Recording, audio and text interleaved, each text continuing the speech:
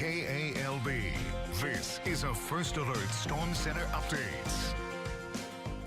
And checking in on the tropics, we still have two big storms out there. Major Hurricane Franklin, Category 3 storm out in the Atlantic, but of course all eyes on Idalia now. Currently has winds of 110 miles per hour. A Cat 2 storm just 1 mile per hour shy of that major Cat 3 hurricane status. It is moving to the north at 18 miles per hour. Pressure dropping. The storm is rapidly intensifying. Checking out that radar there, you can see much of Florida already feeling the impacts of this storm here.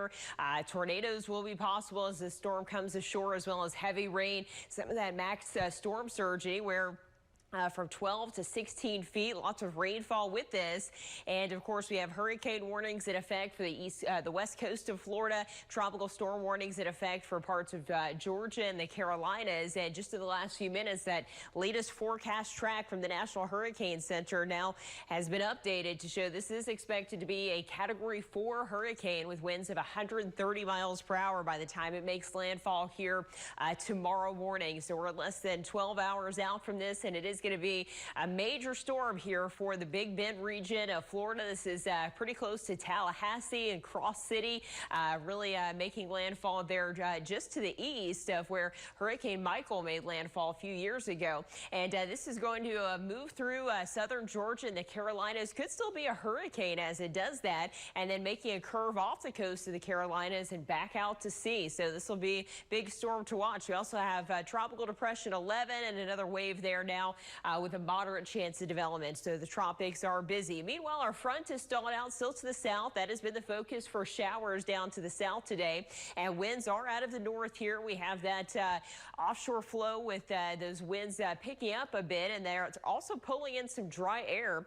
We do have troughing here across the eastern part of the country, so we're finally seeing a break from that extreme heat that we've been dealing with. So through the end of the week, we will see ridging build back in as we head into the week. We'll also have an upper low kind of hanging out and filling in across the region, though.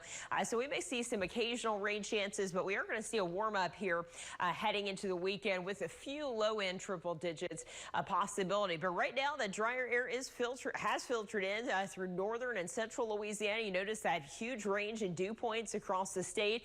So as we wake up tomorrow in central Louisiana, things should be feeling a bit cooler. So pretty comfortable tomorrow with refreshing conditions Wednesday and Thursday. Now, unfortunately, with that low relative humidity dropping in that 20 to 30% range and gusty northerly winds, that is going to increase that fire danger tomorrow. So keep that in mind.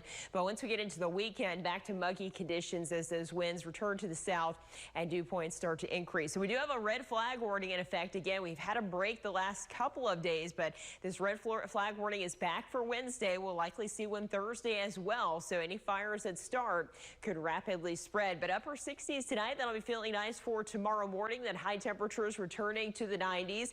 Some spots into the upper 90s. Others not quite so warm. Some low to mid 90s there to the east.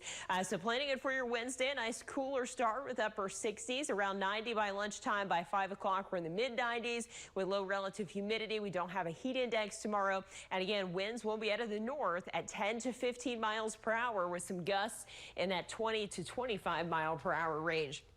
So looking at our extended forecast here, we really do have a nice forecast in the days to come.